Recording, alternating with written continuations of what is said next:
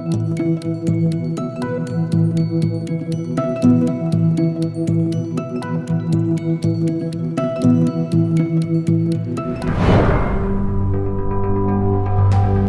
emision mundësohet nga ISP Broadcast. Përshëndetje, shikues të nderuar, mirë se erdhët në emisionin Pult në televizionin Arbëria. Sot është 7 marsi, viti 1887, na kujton hapjen e parë të shkollës shqipe, për të diskutuar lidhur me rrugtimin e gjuhës shqipe dhe hapjen e parë të shkollës. Kemi të ftuar profesor doktor Shkëlqem Millakun. Përshëndetje profesor, faleminderit që gjetët kohë të jeni pjesë e televizionit Arbëria. Përshëndetje edhe juve, faleminderit për ftesën, jam i nderuar që më keni ftuar dhe ju falenderoj juve dhe stafin tuaj. Njerëzi, gjithë qytetarët të Republikës sonë, anën banë vendit tonë, ju urojmë 7 marsin, urojmë që të presim ditë të mira, të presim proceset e mira të zhvillimit, të arsimit, dhe urojmë që vendi ynë gjithandej të zhvillohemi, të integrohemi dhe të kemi një arsim më cilësor në krahasim me ato që kemi sot. Një nga pyetjet më të shpeshta që bëhet në opinion nga njerëzit të ndryshëm, nga arsimdashët të ndryshëm, është që populli shqiptar një nga popujt më të vjetër të Evropës. Dhe daton në shkrimet e tina dhe në hapjen e shkollës shumë vonë në krahasim nga ajo që thuhet nga kur edhe si nga vjetërsia e këtij populli. Bashkëbisedimin kisha pasur dëshirë që të rreshtoj në disa dimensione. Kuptohet që emisionin për cilin po flasim e kemi të shkurtër dhe kontributonës të mëdhej të cilët janë të përfshirë në kontributin për shoqërinë tonë janë të mëdhej, janë të shumt. Por kisha pasur dëshirë që t'i veçojmë ata studius të huaj fillimisht të cilët neve si shoqëri na kanë identifikuar dhe na kanë veçuar që jemi popull i veçantë me një gjuhë të veçantë, me një identitet veçantë. Ndër kontributonësit më të mëdhej që i kemi austriak dhe gjerman, të cilët me shumë kënaqësi kisha pasur dëshirë që të rreshtohemi në mendimet e tyre, por këtu nuk kemi hapësirë të diskutimit se kemi për 7 mars, por kemi Joklin, Gustav Mahler, Weigandrin e shumë të tjerë, a në veçanti mund të veçojmë një gjerman studius serioz i cili përmes studimeve të tij krahasuese e verifikoi edhe gjuhën shqipe që është gjuhë e veçantë që është Franz Bopi në vitin 1854 dhe e vendosi në mes të gjuhëve të lashta si popull i lashtë dhe na vendosi aty dikun rreth apo në mes greqishtës dhe latinishtës dhe më të tyre konsideroi si gjuhë sanskriptishten. Kjo është një hipotezë për cilën brez pas brezi është referuar edhe studiusit tonë dhe studiusit ndërkombëtar, por nuk qëndrojmë vetëm tek studiusit austriak dhe gjerman që kanë kontribuar për ne, por kemi edhe studiusit të tjerë që janë anglo-amerikan, të cilët seriozisht ju kanë përvjelur punës dhe kanë verifikuar që shqipja si gjuhë është një gjuhë që rrezon hipotezën e Franz Bopit dhe e dëshmon që kjo gjuhë është më e vjetër se greqishtja dhe se latinishtja. Sot para jush kam dëshirë të prezantoj një tekst i cili ligjërohet në Universitetin e Cambridge-it. Dihet fakti që Universiteti i Cambridge-it është i 5 ndër universitetet më të mira në botë dhe teksti është i botuar nga Universiteti i Cambridge-it dhe nga autori James Jackson. Nëse me lejoni do ta kisha prezantuar si kopje kam të tekstit dhe ky tekst. Çfarë ka të veçantë nga tekstet e tjera, nga shkrimet e tjera? Po, që nxjerrën në dritë. Po, ky tekst dhe shkrimet e tjera ka diçka tepër interesante të veçantë, i cili shqipen më nuk e prezanton dhe siç po e shihni edhe në këtë diagram, shqipja është këtu, nëse nuk e gabojmë, shqipja është këtu dhe shqipja është më e vjetër se greqishtja dhe se latinishtja. Por nuk është më sanskriptishtja gjuhë mëm, por është hitetishtja. Pra, ky studim që po prezantoj unë është libër që ligjërohet në Universitetin e Cambridge-it dhe ligjërohet nga një profesor ekspert i fushës që është James Jackson, por ai është referuar argumenteve fonetike, fonologjike dhe morfologjike. Mbi bazën e krahasimeve të tyre ka ardhur në përfundim që shqipja do duhej me qenë më vjetër se sa latinishtja ose greqishtja. Unë e kuptoj që kjo porosi e këtij mendimi që jemi të 7 marsit nuk është shumë ndoshta e pranueshme për shumë studiues, të cilët ju kemi referuar Franz Bopit të vitit 1854 dhe çdo herë kemi thënë që e kemi sanskritishtën, greqishtën, latinishtën, pastaj kemi shqipen, por për fat të mirë jemi tepër të nderuar, jemi tepër të respektuar sepse atje është rezultati i argumenteve shkencore që ka verifikuar gjuhën shqipe se ku është gjuhë lashtë. Prandaj për mendimin tim kemi shumë studiues të tjerë anglo-amerikan, të cilët më vonë kanë kontribuar jashtëzakonisht shumë, siç është Mani, Eric Hempe, shumë studiues të tjerë, por në këtë pjesë të hyrjes së bashkëbisedimit e konsideroj që të jetë mjaftueshme si informacion goditës do ta quaj, sepse po ta kishte një shoqëri tjetër këtë informatë dhe po ta kishte këtë burim shkencor, jam shumë i sigurt se të paktën do të ishte i përkthyer në gjuhën shqipe. Për t'i thënë shoqërisë se me të vërtetë shqipja është gjuhë lashtë, është gjuhë autoktone, tepër vonë e argumentume, tepër vonë e sistemuar dhe tepër vonë duke i hapur shkollat për t'i mësuar brumin e saj të shqipes. Dhe pikërisht këtë, prof, ishte pyetja ime, çfarë ndodhi tek rrugtimi i gjuhës shqipe që të datojmë shumë vonë. Unë kam thënë në disa debate të tjera shpesh herë ne kemi pasur musafir të padëshirueshëm, jo vetëm për Ndërinë Osmane, për 500 vite. Po edhe më tutje kur hymi në argumentet historike, ne kemi diku rreth 2000 vite që kemi pasur robëri të kopaskoshme. Populli shqiptar nuk ka qenë i lirë dhe populli shqiptar nuk ka pasur mundësi ta zhvillojë vetveten.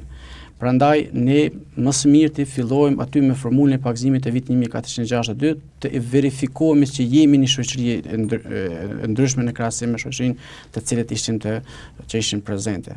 Tani të shekullit 14 dhe 15 fillojmë të gjejmë dëshmitë e para, argumente e para, veprat e para. Aty kemi tash Buzukun, Butin, Bogdanin, Lek Matrenga dhe të tjerë, të cilët të gjithë shkruajnë dhe përdorin alfabetin latin, që do të thonë ishin perëndimor, ishim të rreshtuar perëndimor. Ne përjashtim të një shkrimi që kemi të Ungjillit të Pashkëve që kemi me shkronja greke.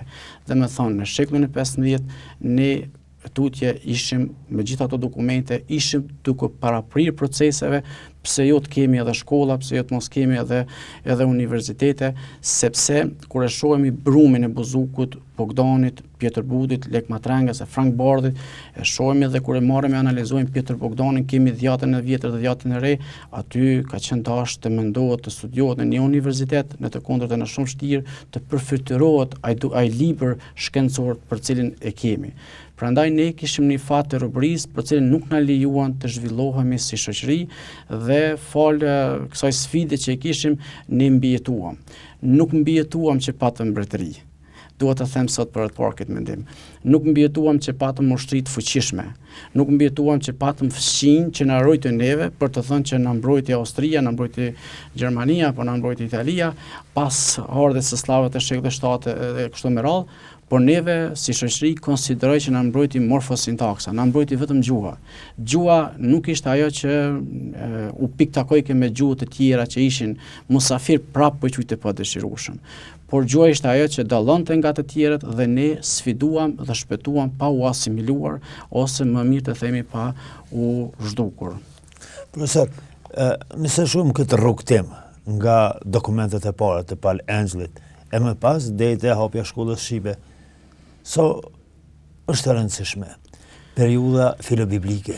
Tepër është e rëndësishme. Në këtë kohë, edhe ku shohim që ka shekuj mes fillimeve të para të shkrimit me alfabete të ndryshme deri tek hapja e shkollës shqipe. Cili ishte roli i filobiblikëve në këtë drejtim? Rilindasit bazën kryesore të frymëzimit të tyre e kishin pikërisht këtu tek shkrimet filobiblike. Ata e kishin këto informacione, i kishin lexuar, i kishin studiuar. Për fat të mirë, ky rol mund ta quajmë ishte tepër rëndësishëm për shoqërinë tonë. Jashtëzakonisht shumë i rëndësishëm, sepse ne nuk kishim një popull për cilin nuk kishim asgjë. Kishim diçka. Kishim diçka dokumente, kishim shkrime të ndryshme dhe mbi gjitha kishim mundësi për të thënë që kemi mundësi për ta pasur dhe për ta unifikuar një alfabet të shqipës. Edhe pse ende nuk e kishim. Ishim larg dhe mbetim prap larg të ky mendim duke për të menduar për të pasur një gjuhë të standardizuar. Por këto dokumentet e vjetra të Shqipës janë themelet, siç i quajmë sot, të lirisë, këto janë themelet të gjuhës. Për arsye se i kanë paraprinj proceseve dhe studiuesit kanë pasur kur të bazohen për të vazhduar traditën e shkrimeve, për të vazhduar traditën e alfabetit, për të vazhduar traditën e respektimit të kodit gjuhësor, sepse sistemi gjuhësor i Shqipës, siç e thash edhe më herët, dallon prej sistemeve gjuhësore të tjera, qofshin slava apo të tjera që kemi pasur në fqinësi, në lashtësi. Prandaj kjo ka rëndësi tepër të madhe, për arsye se ishte shumë e lehtë për të vazhduar, për ta përfituar çfarë alfabeti duhet ta kemi ne që i përshtatet shoqërisë, dhe pse jo mos mendohet për të pasur gramatika, për të pasur fjalor, për të pasur sistem gjuhësor, për të pasur një kodifikim të gjuhës, apo për të menduar siç e kanë menduar shumë më vonë rindasit që kanë propozuar, por nuk e kanë pasur fatin për ta unifikuar Shqipen, e unifikuan alfabetin me shumë sfida të veta, por kjo është baza thelbësore që na ndihmon edhe sot në kohën moderne për të thënë që sa rasa ka pas dikush Shqipja kur flasim për shkrimet e vjetra, çfarë sistemi folor ka pas Shqipja, dhe kemi ende shumë gjëra të cilat nuk mund të ikemi tash e 600 vite.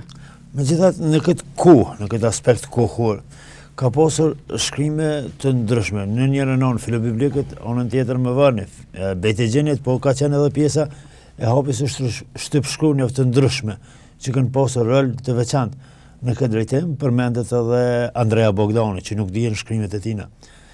Çfarë do të thotë kjo? A ishin këtu fillimet apo fillimet e një rrugtimi të gjuhës, apo në atë që thatë më parë, që për shkak të pushteusve të shumtë ka mundur të ketë edhe shkrimet të mëhershme, por që datojnë nga Palangjelli, formula e pagëzimit. Unë si studiues, për cilën e kam mendimin tim dhe nuk do të thotë që duhet ta ndroj derisa nuk ndodhe kundërta.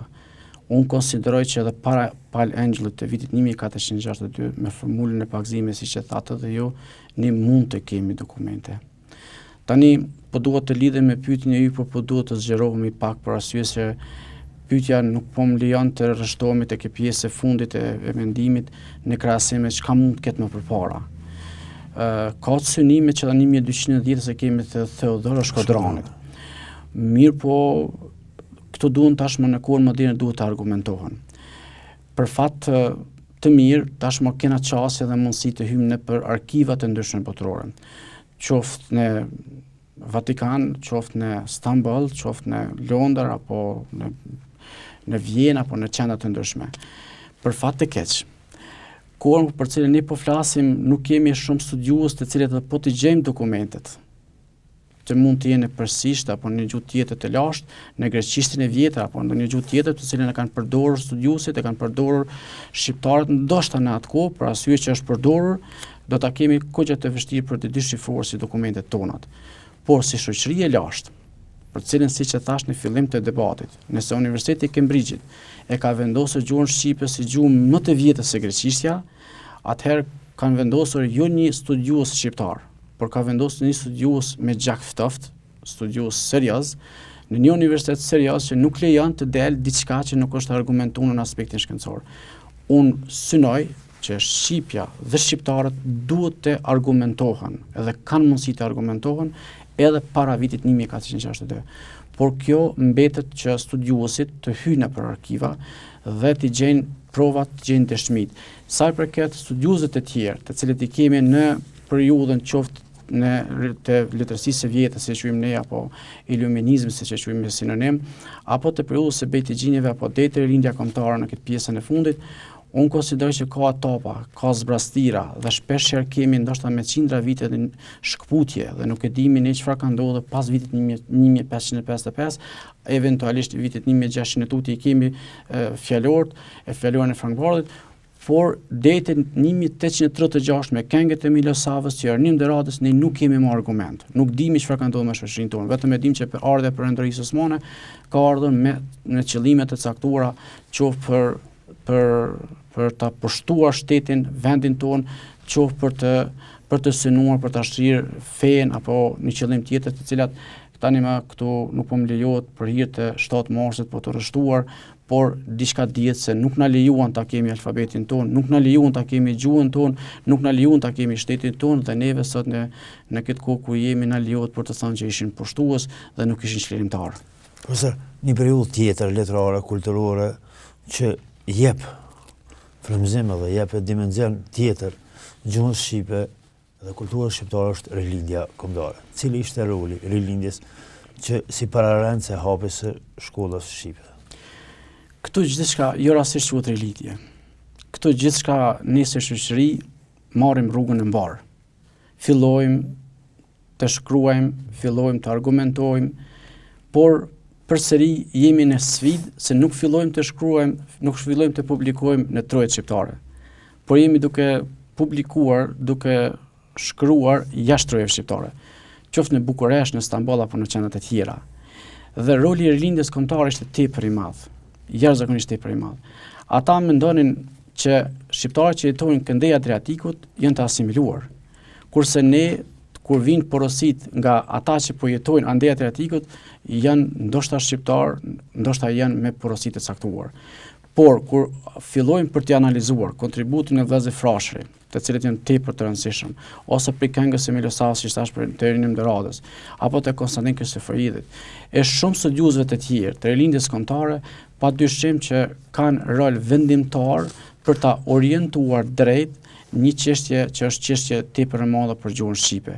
Pra, fillimisht për të hartuar dhe planifikuar alfabetin e shqipes, ata menduan për të pasur gramatika, ata menduan për të pasur gjuhën unifikuar, por mbi gjitha ata kishin bërë tash një bagazh shkencor tepër të madh aty ku jetonin dhe ku punonin. Ishin bërë shoqëri të ndryshme, të cilët funksiononin qoftë në Stamboll, që e quajmë më vonë shoqërinë e Stambollit, apo shoqëria Drita, siç quhet ajo e Bukureshtit, të cilët kishin filluar të interesohen për të kontribuar për vendin e tyre. Dhe kjo çështje për mendimin tim themelet për t'i dhënë kohje shoqërisë sonë burojnë mbi bazën e rilindjes kombëtare, edhe pikërisht tek studiuesit të cilët kanë jetuar dhe kanë vepruar për fat të keq jashtë trojeve shqiptare. Por sigurisht më vonë me ardhmën e tyre, me inkorporimin e tyre me studiuesit vendor, atëherë gjërat fillojnë të normalizohen dhe të marrin kohën e duhur. Por tani kemi një fat që Perëndoria Osmane nuk ishte ajo Perëndoria Osmane. Kishte mendime më të ndryshme dhe kishte kaluar në qeverisje, për cilën i kishte dhënë edhe leje, kishte dhënë hapësirë në kohën kur edhe vetë Naim Frashë ishte zyrtar në Ministrinë e Arsimit, e kishte kërkuar për të pasur shkollën shqipe dhe kishte lejuar, po e kishte lejuar me një kusht që të ketë shkollë shqipe për krishterë, po jo për musliman. Domethënë ishte një moment ku kishte filluar ajo liria e të menduarit për popullin tonë, për të thënë që ata mund ta gëzojnë të drejtën e tyre. Por kjo nuk u realizua për arsye se shqiptarët u vëdisuan dhe kur hapëm shkollën e parë shqipe në vitin 1887, atëherë këtu nuk u pyet më rruga vetëm krishterë, por u integruan të gjithë, por vetëm djemët, po jo vajzat. Prapë kemi edhe një diskriminim brenda shoqërisë. Ishim popull i lashtë, popull autokton, po kishim vërtet sfida. Padyshim që hapja zyrtare e shkollës shqipe i takon periudhës së rilindjes kombëtare dhe veprimtarëve të saj, panda edhe ato në shoqëritë që ishin që munduan të bënë të pamundren për të hapur. Cila është rëndësia e hapjes së shkollës së parë shqipe dhe ka mendime dhe opinione të ndryshme që ka pasur prap shkolla edhe më parë. Por nga aspekti zyrtar është 7 mars 1887. Ka mendime se Lek Matrenga ka bërë shpërndarjen disa shkletushkave për cilën mendojmë që ka qenë shkollë, por tashmë ne jemi në kohën moderne dhe duhet të referohemi dokumenteve, duhet të flasim me gjuhën e argumentit dhe duhet të synojmë për gjuhën e argumentit. Shkolla e parë shqipe e argumentuar kemi në vitin 1887, që zyrtarisht është hapur nga Pandela Satiri. Edhe për fat të keq nuk zgjati shumë, ai nuk kaloi mirë me raportet e poshtuesve dhe u ulmua dhe vdes. Ajo vazhdoi më tutje dhe sikur që të jetë, ishim dhe mbetëm tepër të sfiduar pse nuk na lejuar të kemi një shkollë më përpara. Synime ka që ka pasur mundësi me pas shkollë më përpara. I nderuar shkolla sot e lun rolin e vet edukativ arsimor.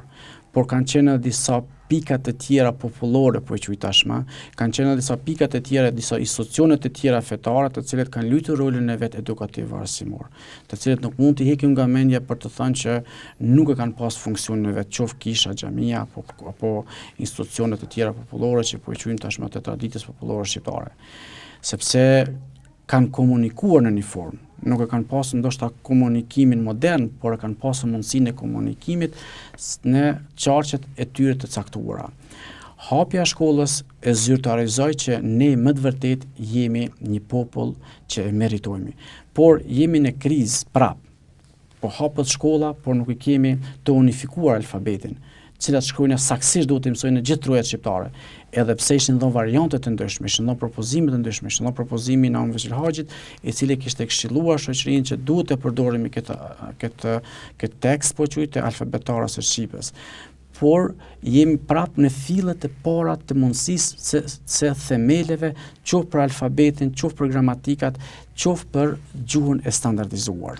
Cilit ishin barsë kryesor të hapjes së shkollës së parë shqipe? Unë mendoj që Naim Frashi bëri kërkesën e parë bashkë me Sami Frashin. Ata duhet t'i çmojmë tepër shumë dhe kërkesa e tyre u realizua. Pas Naim Frashit dhe Sami Frashit, tani janë një numër studiosëve të cilët i kanë paraprit të shoqërisë së Stambollit, që është Konstantin Kristoforidhi, Pashko Vasa, Jani Vreta dhe shumë studiosë të tjerë që i paraprin proces të shoqërisë së Stambollit. Këta ishin ideatorët për të pasur edhe shkollën shqipe, por edhe për të pasur alfabetin e Stambollit që e quajtur më vonë apo propozim alfabetin e Shqipës.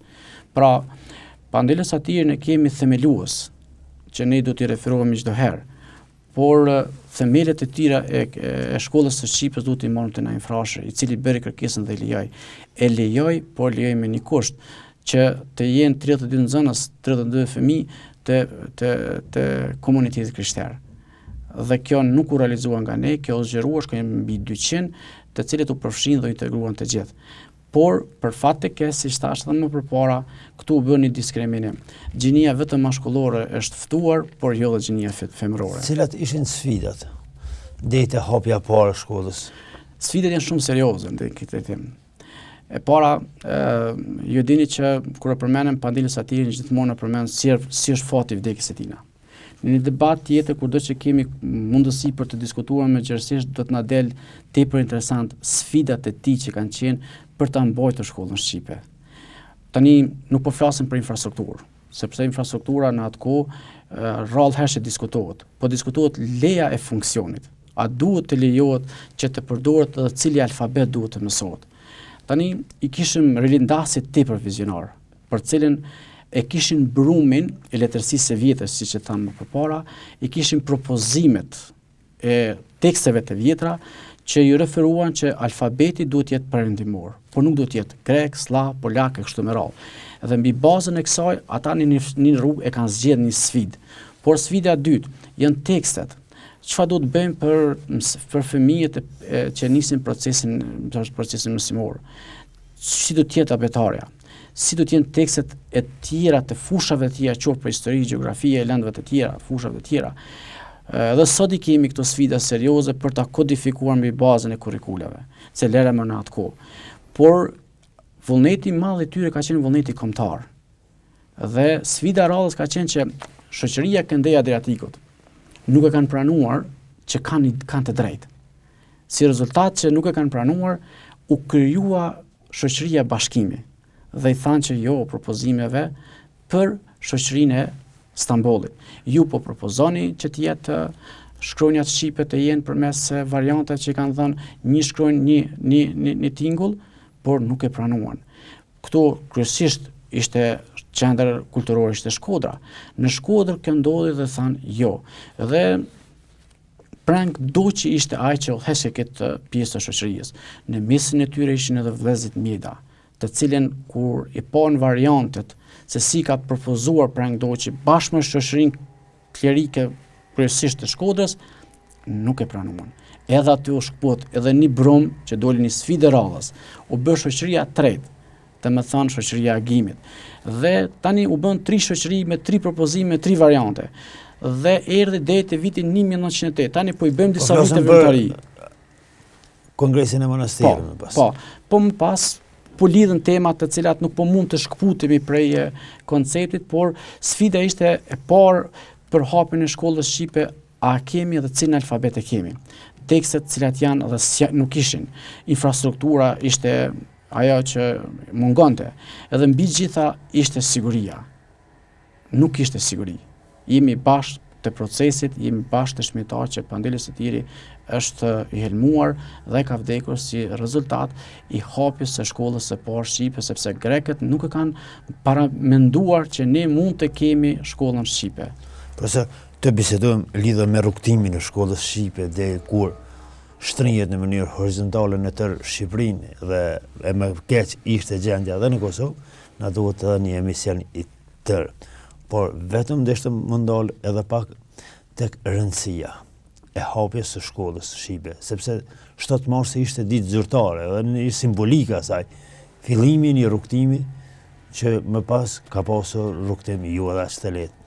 Ku qëndron rëndësia e shkollës për një vend, për një kamp? Sinqerisht, më vjen mirë që Kosova, Shqipëria, shqiptarët gjithandej, tash kur nalemi, po flasim për në këtij debatit, po trajtojmë tema të ndryshme me periudha të ndryshme, e kuptoj mirë që jam ka bëj shkputje dhe studiuesit serioz thonë këto shkputje nuk I takojnë një studiuesit të nivelit tim, por për hir të debatit dhe të kohës do të jam goxha koncez. Nëse bëjmë krahasimin pas vitet të 70-ta ose pas luftës së dytë botërore, hiç më tepër. Dalim jashtë luftës së dytë botërore dhe shohim sa kemi shoqërinë e arsimuar. Del mbi 90% që nuk kanë qenë të arsimuar. Kthehemi dhe mas luftës së dytë botërore u kriju një klim për të hapur institucione, u kriju një klim për të hapur shkolla, u kriju një klim për të hapur universitete dhe shkolla tashmë ka një rol tepër të rëndësishëm. Populli shqiptar filloi nga ajo pjesë kur ishte mbi 90% e pa arsimuar, e mori rrugën e kundërt të gjithë të arsimuar, pa dallim gjinie, race, feje kështu me radhë. Rëndësia është tepër e madhe. Jeta është bërë më e arsyeshme, më e pranueshme. Niveli I shkollimit dhe I arsimit në Kosovë edhe pas vitet të 50 ka pas sfidat e veta kur flasim për Kosovën. Sot kur flasim për Preshevën dhe Bojanosin dhe Medvegjën, prapë ka sfida tepër serioze dhe nganjëherë them ndoshta jemi diku rreth vitit 1900 në Preshevë, Bojanos dhe Medvegjë. Për fat të keq dhe kërkoj falje qytetarëve andej, por ata nuk kanë të drejtë të përdorin tekstet e veta.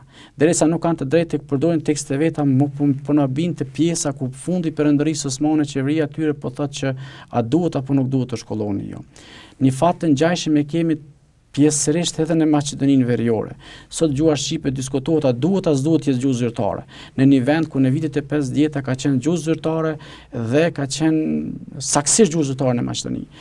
Këtë shqetësim e kemi edhe në Maltezi, por harrojmë çdo herë dhe kur flasim për gjuhën shqipe, gjithmonë I referohemi këtyre trojeve të cilat po flasim. Asnjëherë nuk flasim për çameri, që është e gjashta pjesë e shqiptarëve të asimiluar që janë diku rreth 600 fshatra të asimiluar nga grekët. Dhe unë konsideroj që shqipja si gjuhë, hapja e shkollës shqipe ka një rol tepër të rëndësishëm, por nuk I kemi arritur ende atë shtrirjen e edukimit të shoqërisë për arsye se sllavët tash po I themi, saksisht I kemi sllavët fshin për fat të keq, nuk janë të disiplinuar dhe ata nuk e kanë pasur respekt ndaj popullit tonë dhe ndaj gjuhës sonë. Në kundërshtim ose në raport me ne kemi dhënë të drejtën e minoritetet gjithandejna, sot në 2025-ën 5 gjuhë zyrtare kemi në Prizren. Dhe qytetarët shqiptar gjithmonë kanë qenë të dëshmuar që nuk kanë synuar ta pengojnë dikën, ne vetëm jemi penguar. Prandaj rëndësia e arsimit është tepër e madhe. Unë mendoj që këtu kemi shumë obligim për të punuar bashkë gjithë për të punuar institucionet e Kosovës, për të punuar prindit me fëmijët e tyre, për të punuar arsimtarët me fëmijët e tyre, për të punuar profesorët me studentët e tyre dhe për të përvjelur punën shumë seriozisht institucionet shkencore, sepse arsimi në Kosovë, në Shqipëri e gjithandena ende nuk është në nivelin e vet. Ne sot po i referohemi universiteteve prestigjioze që po e vendosin gjuhën shqipe si gjuhë më të lashtë dhe nuk po jemi gati ende për të thënë që a kemi mundësi ta përkthejmë këtë tekst e t'ia dhurojmë studentëve që ta studiojnë. Këtë nuk po kena mundësi ta bëjmë. Po ta kishte Serbia këtë tekst në duart e veta. Jam shumë i sigurt që ishte i përkthyer prej 2007-s më së pakti disa herë me disa versione. Prandaj unë konsideroj që duhet të punohet më tepër për të bërë një kulturë më të theksuar në ngritjen e vetdijes së shoqërisë për arsimin cilësor. Për fund, gjuha shqipe, shkolla shqipe ka pasur një rrugtim plot sfida. Po tani ku është Shqipja përballë inteligjencës artificiale dhe digitalizimit? Sa do të mund të përballen këtë dinamik të teknologjisë? Konsiderohet që kemi dikun rreth 7.000 gjuhë në mbretërën e gjuhëve indo-evropiane. Në mes të tyre është edhe Shqipja. Nuk kam siguri, por kam dëgjuar një studiues i cili thotë që në bazë të studimeve të tij thotë që një numër i madh i gjuhëve do të asimilohen. Shqipja nuk e besoj këtë që do ta ketë. Shqipja do ta sfidoj këtë. Edhe pse inteligjenca artificiale dhe teknologjia këto ditë është jashtëzakonisht në zhvillim e sipër, është jashtëzakonisht tepër me prurje të reja, por mundësitë i kemi tepër reale që ta sfidojmë, që të përkthejmë, të bëjmë fjalor profesional. Më nuk është koha e viteve më përpara kur nuk kemi pasur mundësi me përkthy nga një gjuhë në një gjuhë tjetër. Tani mund të përkthejmë. Sfidë do të ketë në emërtime të ndryshme. Do të jetë shumë e vështirë si do ta quajmë, po supozoj, gjuhën e teknologjisë. Si do t'i themi komunikimit që e bëjmë sot në rrjetet sociale, që është tepër prezente. Kando që e pyet sot thot kam Facebook. Sa Facebook e ke? Kam 1, kam 2, kam 3. Hajde ta bëjmë shumë se në fjalës Facebook. Sepse kena mik, i thëna miq, kur thëna Facebook që të thonë, si do t'i themi? Do t'i themi me një fjalë të gabuar, për arsye se nuk e lejon palatalizimin kënë që nga Facebook në Facebooqe. S'del, nuk e lejon shqipja. Prandaj, inteligjenca artificiale, ose më mirë të themi digitalizimi shoqëror që po ndodh, ka me punu fjalë të reja, ka me sjell fjalë të reja, dhe kjo janë të mirë sa ardhra. Çdo gjuhë pasurohet. Nuk është vetëm për Shqipën sfidë, kjo është sfidë edhe për gjuhët e tjera, për popujt e tjerë, është sfidë edhe për shtetet që kanë buxhet tepër të lartë për shkencë, por unë konsideroj që me një kujdes të shtuar ne mund të sfidojmë. Dhe sfidën ku duhet ta gjejmë? Ku do ta gjejmë bazën e argumentit që do ta sfidojmë? Vetëm në morfosintaksën e Shqipës. Po duhet të themi një argument. Gjuhë slave për rast që kemi dikun kanë 0 rasa, dikun kanë 1 apo 2 rasa dhe nuk kanë rasat e tjera. Shqipja ka 5 rasa. Kur folëm për Shqipën e vjetër kemi pas 8 rasa. Sistemi foljor dhe sistemi emëror, pra paradigma gjuhësore të Shqipës, edhe në qoftë se do të vinë fjalët e huaja të profileve të ndryshme, nuk do të na rrezikojnë me zhdukin e gjuhës. Këto jam shumë i sigurt, për arsye se Shqipja mbi 2000 vite ka bërë rezistencë, do ta bën rezistencë, po supozoj edhe fjalën file. Sepse kur e pyesim dikan hape kompjuterin, ai hap kompjuterin, fillon me start, fillon me file, fillon me open, fillon me new, gjitha fjalët të gjuhës angleze. Tani do të na del sfidë neve studiuesve, si do t'i përkthejmë për ta përshtatur gjuhën në mënyrë që ajo pastaj të sistemohet dhe të pranohet në shoqëri. Edhe një sfidë të rrallë se kemi këto, jemi të vonuar në këtë hap.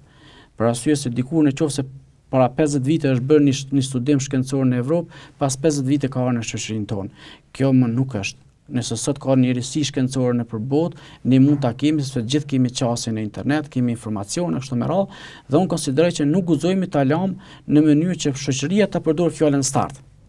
Ne nuk duhet ta lëm këtë. Duhet të punohet në mënyrë intensive që ta gjejmë fjalën ose fillo ose nese kështu me radhë, ajo fjalë që i përshtatet aty në atë vend ku ne jemi duke e përdorur. Megjithse ka me pas raste që duhet i ndërkombëtarizojmë, duhet i quajmë sikur të fjalë ndërkombëtare, si është vetë fjala kompjuter. Unë mendoj që inteligjenca artificiale do të na krijon sfida, sepse ende nuk jemi krejtësisht të përgatitur në sistemin arsimor para-universitar dhe universitar, nuk jemi të përgatitur me sfidat që po na presin, por fatin e kemi që kena mundësi për të pasur fjalor të ndryshëm dhe kemi fatin që kemi institucione shkencore të cilat kanë mbajnë dhe organizojnë konferenca të ndryshme dhe ata që kanë interes mund të gjejnë ekuivalencën atyre fjalëve të cilat janë në përdorim nga ndikimi i anglishtes, gjermanishtes, italishtes e gjuhëve të tjera. Profesor, faleminderit shumë që ishe pjesë e televizionit të Bria. Ishte kënaqësi, faleminderit juve, edhe një herë urime 7 marsin juve dhe gjithë shoqërisë.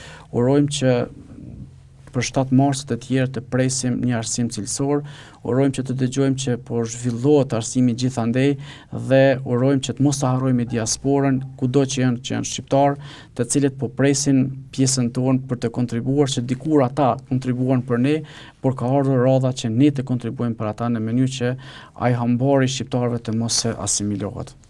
Shikues të nderuar, faleminderit edhe nga ju që ishe pjesë e televizionit të Arbëria. Ishim me profesor doktor Shkëlqy Millokun, ku biseduam lidhur me hapjen dhe rrugtimin e shkollës shqipe. Mirëmbëjtje.